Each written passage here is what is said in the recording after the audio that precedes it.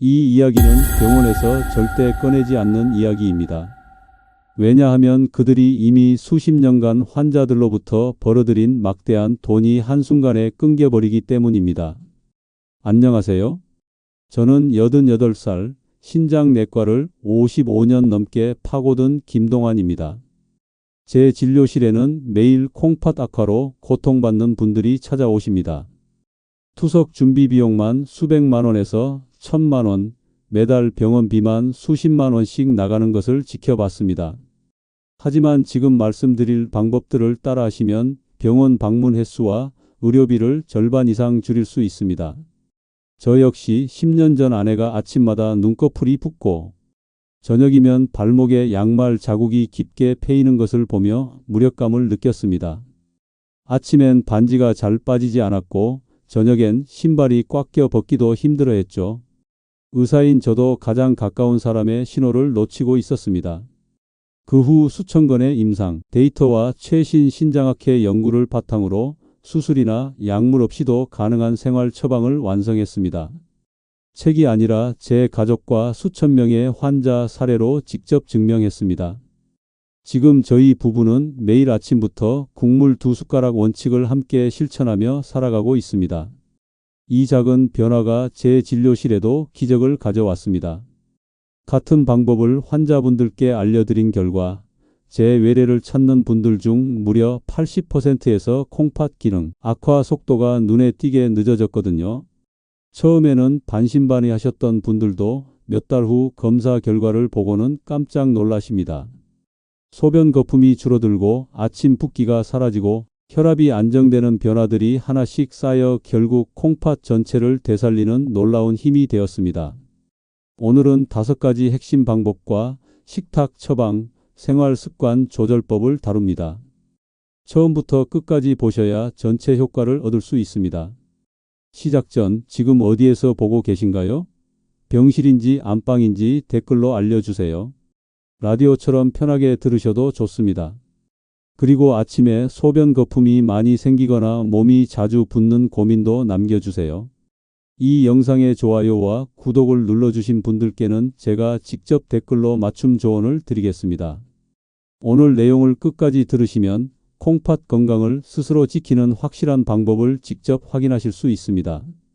그렇다면 우리는 어떻게 콩팥의 신호를 읽어낼 수 있을까요? 콩팥을 이해하는 가장 쉬운 방법은 정수기를 떠올려 보는 것입니다. 콩팥은 바로 우리 몸속에 있는 정교한 정수기거든요. 이 정수기 필터가 건강할 때는 단백질 같은 소중한 영양소는 몸에 남겨두고 노폐물만 골라서 소변으로 내보냅니다. 그런데 필터에 작은 구멍들이 생기기 시작하면 어떻게 될까요? 단백질이 새어나와 소변에 거품이 많이 생기게 됩니다. 2020년 대한신장학회 발표에 따르면 아침 첫 소변에서 거품이 30초 이상 지속되고 일주일에 5번 이상 반복되면 단백뇨 가능성이 70%를 넘는다고 합니다. 또한 콩팥은 우리 몸의 수분 밸런스를 조절하는데 기능이 떨어지면 아침에 눈꺼풀이 붓고 저녁에 발목이 부어오르는 증상들을 볼 수 있습니다. 여러분도 경험해 보셨나요? 아침에 일어났을 때 거울 속 눈이 평소보다 무거워 보이거나 저녁에 양말을 벗으면 발목에 자국이 깊게 파인 적이 있으신가요? 콩팥에는 또 다른 중요한 역할이 있습니다. 바로 우리 몸의 혈압을 조절하는 일입니다.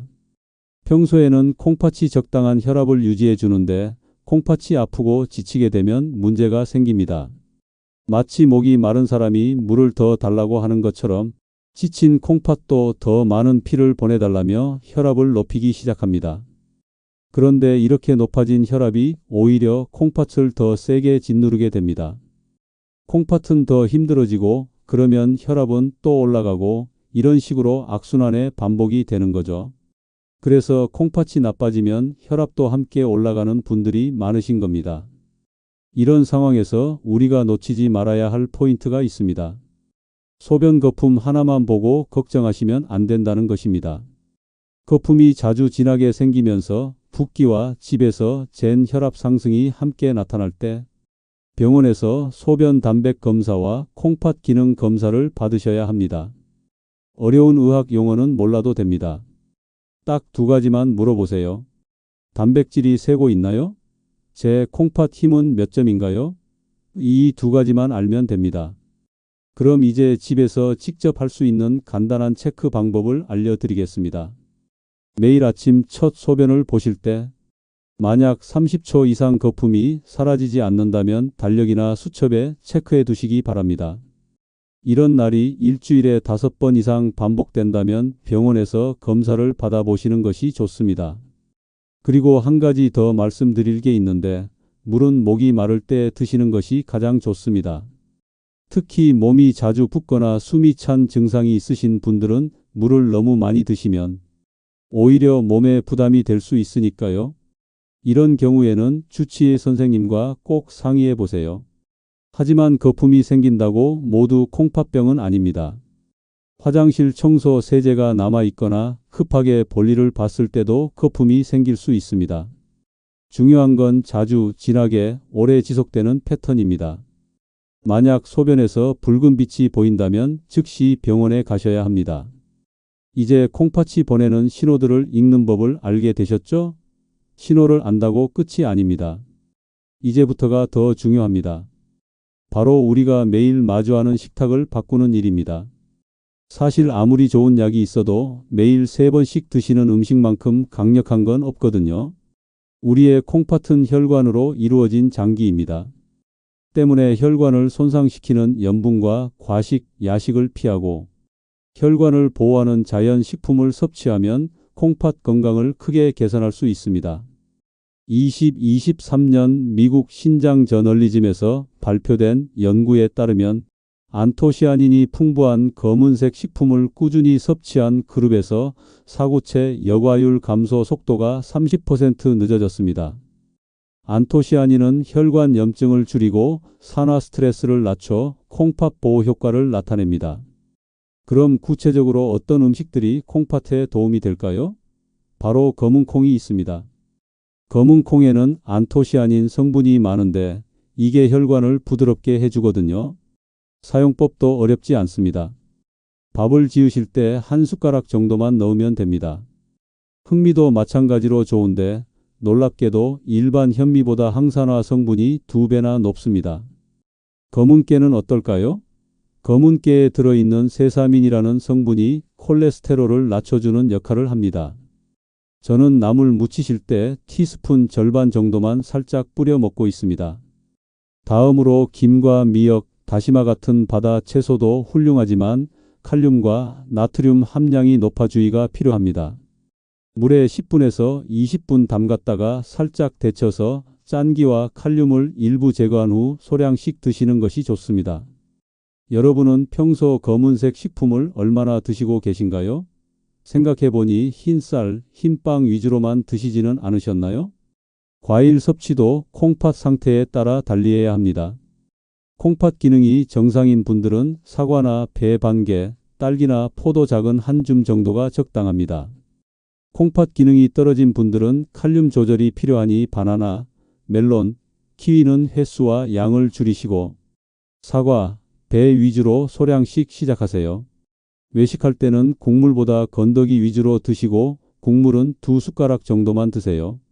김치나 장아찌, 젓갈류는 양과 횟수를 줄이고 달달한 음료 대신 레몬물이나 보리차, 따뜻한 물로 갈증을 해결하시는 게 좋습니다. 그런데 검은색 식품이라고 해서 무조건 많이 먹으면 좋은 것은 아닙니다. 양과 염분을 조절해야 진짜 도움이 됩니다. 우리가 매일 먹는 음식에는 단백질도 많이 포함되어 있습니다.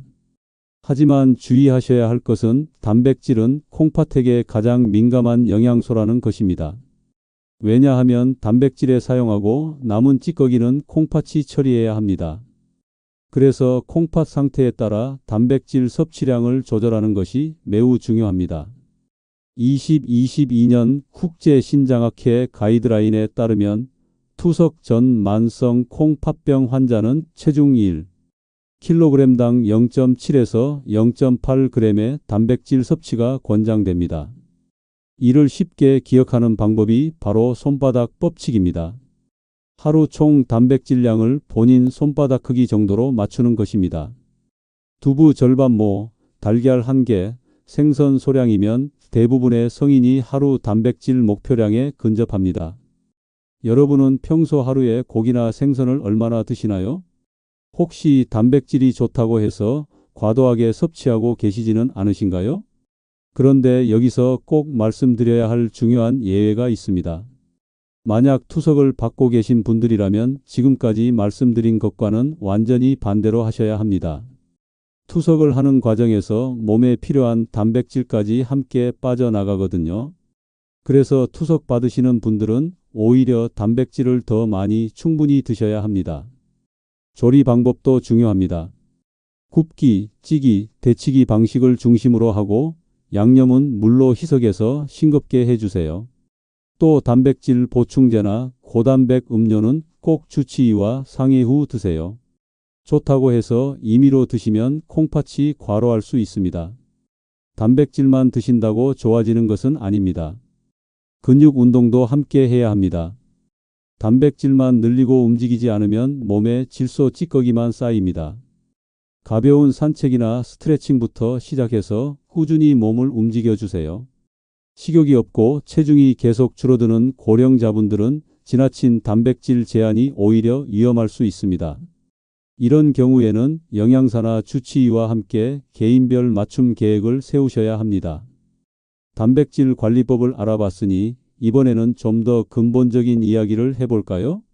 사실 콩팥 건강에는 4가지 중요한 숫자들이 있습니다. 혈압, 혈당, 수면시간, 그리고 스트레스 지수인데요. 이 4개 숫자가 어떻게 나오느냐에 따라 콩팥의 미래가 결정된다고 해도 과언이 아닙니다. 높은 혈압, 들쭉날쭉한 혈당, 부족한 수면, 과도한 스트레스는 사구체의 압력을 높여 콩팥 필터를 손상시킵니다. 하버드 의대 연구진이 2만 명을 15년간 추적한 결과 혈압이 140 이상으로 지속된 그룹에서 콩팥병 발생률이 3배나 높았습니다. 당뇨 환자군에서는 콩팥 기능 저하 속도가 정상군보다 4배 빨랐습니다. 수면 부족도 마찬가지입니다. 하루 5시간 미만 수면을 지속한 그룹에서 만성 콩팥병 발생률이 2배 증가했습니다. 수면 중에 분비되는 성장 호르몬과 멜라토닌이 콩팥 세포 재생에 중요한 역할을 하기 때문입니다. 여러분은 밤에 몇 시간 주무시나요? 혹시 스마트폰을 보며 새벽까지 버티고 계시지는 않나요?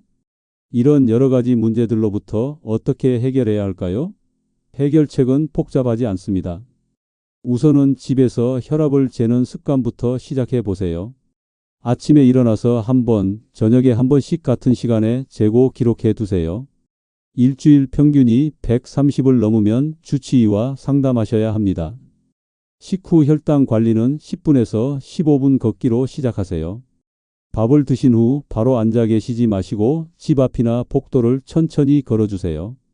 엘리베이터 대신 계단을 한두 층만 걸어도 큰 도움이 되고, 식후 운동하는 습관은 혈당 스파이크 발생을 예방하는 데 아주 좋습니다.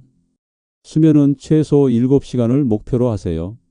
잠자리에 들기 2시간 전부터는 음식과 알코올을 피하시고 휴대폰은 침실 밖에 두세요. 침실은 어둡고 시원하게 유지하는 것이 깊은 잠에 도움이 됩니다. 물론 약물 관리도 중요합니다. 이뇨제나 진통소염제는 콩팥 기능을 떨어뜨릴 수 있어 함부로 드시면 안 됩니다. 복용 중인 모든 약과 건강기능식품 목록을 만들어 주치의와 정기적으로 점검해 보세요. 오늘 괜찮다고 방심하는 순간이 내일의 수치 악화로 이어질 수 있습니다. 작은 실천이라도 꾸준히 하는 것이 정답입니다. 제가 맡은 환자분의 이야기를 통해 이 모든 원칙들이 어떻게 삶을 바꾸는지 보여드리겠습니다. 74세 박성우 님이 제 진료실 문을 열었을 때 첫마디가 잊혀지지 않습니다. 선생님, 매일 아침 변기 위에 거품 양탄자가 깔려요. 이게 정말 투석 신호인가요? 눈빛은 매우 흔들려 보였습니다. 성우님의 하루는 고통의 연속이었습니다. 아침에 일어나면 눈꺼풀이 무겁게 부어있고 점심때쯤 되면 신발이 발을 쪼여 끈을 느슨하게 풀어야 했습니다. 저녁이면 발목에 양말 자국이 깊게 패여 손가락으로 눌러도 한참 동안 자국이 남았습니다. 이러한 증상들이 신장의 위험 신호를 알리는 것이었습니다. 다행히 검사 결과를 보고 저는 안도했습니다. 콩팥 기능 점수는 40대로 아직 중등도 수준이었고 소변 담백은 높았지만 투석까지는 시간이 있었습니다. 성우님의 눈에 희망이 돌아왔습니다. 정말 아직 늦지 않았나요? 그날부터 성우님과 저는 하루 지도를 완전히 새로 그렸습니다. 가장 먼저 바꾼 것은 식탁이었습니다. 좋아하시던 된장찌개 국물을 2숟가락으로 제한하고 김치는 2점만 드시기로 했습니다. 외식할 때는 간장이나 쌈장을 평소의 절반만 사용하기로 약속했습니다. 채소는 매 끼니마다 데쳐서 한 주먹씩, 과일은 사과 반 개를 껍질을 벗겨 얇게 썰어서 물에 10분 담궈서 드셨습니다. 단백질 또한 두부와 생선, 달걀 위주로 손바닥 한 뼘 분량을 짜지 않게 만들어 규칙적인 식사 시간을 가졌습니다. 가장 중요했던 건 운동이었습니다. 저녁 식사 후 아파트 복도를 20분씩 걷기, 주말에는 아내와 함께 시장을 한 바퀴 돌기도 했다더라고요. 혈압 또한 아침 저녁으로 재서 노트에 기록하였고, 잠자리에 들기 전 2시간은 휴대폰을 거실에 두고 침실을 어둡게 해서 수면의 질을 높였습니다. 3개월 후 성우님이 제 손을 먼저 잡았습니다. 선생님, 거품이 눈에 띄게 많이 줄었어요. 그리고 아침에 일어날 때 얼굴도 가벼운 것 같아요. 검사 결과는 더욱 놀라웠습니다. 소변 담백이 절반 이하로 떨어졌고 콩팥 기능 점수는 유지되었으며 혈압은 128, 78로 안정되었습니다. 무엇보다 성우님의 표정이 밝아졌습니다. 이제 밤에 덜 깨고 낮에 피로감이 훨씬 줄었어요. 아내도 제가 달라졌다고 합니다. 진료실 문을 나서며 성우님이 말했습니다. 선생님 말씀대로 작은 거부터 바꾸기 시작한 게 제 인생을 바꾼 것 같습니다. 변화는 거창하지 않았습니다. 매 끼니의 작은 절제와 매일의 짧은 걸음이 성우님의 콩팥 시계를 되돌렸습니다. 지금도 성우님은 꾸준히 이 습관들을 실천하고 계시고 1년이 지난 지금도 콩팥 기능이 안정적으로 유지되고 있습니다. 혹시 성우님의 이야기를 들으시면서 나도 비슷한 증상이 있었는데 하고 생각하신 분들이 계실 텐데요. 사실 이런 이야기가 남의 일 같지 않게 느껴지 않습니다. 저 또한 비슷한 경험이 있는데요. 8년 전 어느 아침 아내가 반지가 평소보다 안 빠져라며 말했던 것이 시작이었습니다. 처음에는 단순히 살이 좀 쪘나 생각했습니다. 하지만 며칠 더 지켜보니 어느 순간 발목 부분에 양말 자국이 평소보다 깊게 패인 자국이 보이더라고요. 의사인 제가 남의 붓기는 한눈에 알아보면서도 가장 가까운 사람의 변화는 놓치고 있었다는 사실이 충격적이었습니다. 내가 수천 명의 환자를 돌보면서 정작 내 아내의 신호를 못 봤구나. 그날 밤 깊은 반성을 했습니다. 다음 날부터 우리 집 식탁 혁명이 시작되었습니다. 요리 담당은 제가 도맡아서 하기 시작했고 국물은 일부러 소금을 평소보다 반으로 줄였습니다. 처음에는 싱겁다며 찌푸렸지만 저도 같이 한 상에 먹으며 설득했습니다. 찌개는 건더기 위주로 장아찌와 김치는 양과 횟수를 절반으로 줄였습니다. 장을 볼 때는 포장지 뒷면에 나트륨 함량을 꼼꼼히 확인하는 습관을 만들었습니다.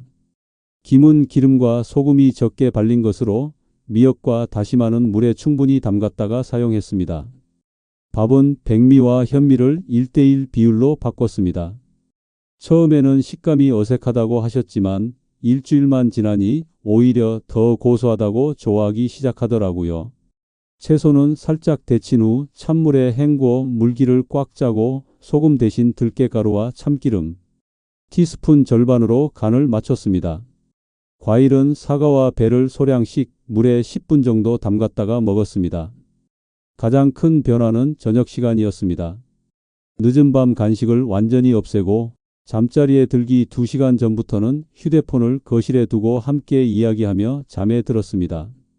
한 달 정도 지나자 변화가 눈에 보이기 시작했습니다. 아내의 손가락이 다시 가벼워졌고 아침에 일어났을 때 눈이 한결 맑아졌습니다. 무엇보다 밤에 덜 깨고 숙면을 취하는 게 더 좋다고 하더라고요. 2달 후 병원에서 검사를 받아보니 수치도 개선되었습니다. 혈압은 정상 범위로 내려왔고 소변 검사에서도 특별한 이상이 없었습니다. 콩팥 기능 수치도 안정적으로 유지되고 있었습니다. 그 뒤로 저는 외래에서 환자분들께 늘 말씀드립니다. 저희 집에서도 똑같이 실천하고 있습니다. 특별한 비법은 없어요. 담백한 밥상, 짧은 걸음, 충분한 잠, 이 3가지만 꾸준히 하면 콩팥은 조용히 회복합니다. 아내도 지금은 완전히 적응하였고 식단에는 오히려 이제 음식 본연의 맛을 더 잘 느낄 수 있게 되었다며 웃습니다. 가족 건강을 위해 시작한 작은 변화가 우리 부부의 삶의 질을 완전히 바꿔놓았습니다. 의학은 복잡한 수치와 용어로 설명하지만 진짜 회복은 매일의 밥상과 잠자리에서 완성됩니다. 제가 평생 진료실에서 배운 것보다 우리 집 식탁에서 체험한 변화가 더 생생하고 확실했습니다. 여러분들도 할 수 있습니다. 내일부터 당장 실천할 수 있는 방법을 다시 한번 정리해 드리겠습니다. 첫째, 콩팥의 신호를 읽는 법입니다. 거품과 붓기, 혈압 상승이 함께 나타날 때 주의하셔야 합니다. 거품은 30초 이상 지속되고 일주일에 5번 이상 반복될 때, 붓기는 아침, 눈꺼풀과 저녁 발목에 지속적으로 나타날 때입니다. 병원에 가셔서 단백질이 새는지 콩팥 힘이 몇 점인지만 물어보세요. 그 2가지 수치가 앞으로의 관리 방향을 결정합니다. 둘째, 식탁 처방입니다. 검은콩, 흑미, 검은깨, 김, 미역을 싱겁게 소량씩 드시고 채소는 데쳐서 한 주먹씩 드세요. 과일은 사과, 배반개부터 시작해서 껍질을 벗기고 얇게 썰어 물에 잠깐 담갔다가 드시면 됩니다. 셋째, 단백질 손바닥 법칙입니다. 투석 전에는 손바닥 분량을 두부, 생선, 달걀로 채우고 짜지 않게 조리하세요. 투석 중이시라면 오히려 단백질을 충분히 드셔야 근육량을 유지할 수 있습니다. 단백질 보충제는 혼자 판단하지 마시고 반드시 주치의와 상의하세요. 넷째, 4가지 숫자 관리입니다. 혈압을 아침 저녁 같은 시간에 재고 기록하세요. 식후 10분에서 15분 걷기로 혈당을 관리하고 최소 7시간 수면을 목표로 하세요. 저는 88해를 살며 55년을 진료실에서 보냈습니다. 떠나보낸 분들의 안타까운 어제와 회복된 분들의 희망찬 내일을 모두 지켜봤습니다. 그 긴 시간이 저에게 가르쳐준 진실은 이것입니다. 건강의 비밀은 거창하지 않다는 것입니다. 매일 아침 거품을 확인하는 30초, 국물 대신 건더기를 선택하는 순간, 데친 채소 한 주먹을 준비하는 정성, 과일 반 개를 물에 담그는 세심함, 손바닥만한 단백질을 골라내는 지혜, 식후 10분 걸음을 위해 일어서는 의지, 휴대폰을 거실에 두고 침실로 향하는 용기. 이런 작은 바늘땀들이 모여서 콩팥의 걸음망을 조금씩 회복시킵니다. 병원은 여러분 건강의 절반을 담당합니다. 나머지 절반은 매일 저녁 여러분의 식탁에서, 잠자리에서, 산책길에서 완성됩니다. 수치와 검사 결과보다 중요한 건 오늘 하루 내가 내 몸을 어떻게 돌봤느냐입니다. 박성우님의 거품이 줄어들고 저희 부부가 다시 회복했던 것처럼 여러분도 분명 변화를 경험하실 수 있습니다. 처음에는 작고 보잘것없어 보이는 변화일지라도 그것이 쌓여서 몇 달 후에는 완전히 다른 몸을 만나게 될 것입니다. 제가 평생을 통해 깨달은 것은 몸은 포기하지 않는다는 사실입니다.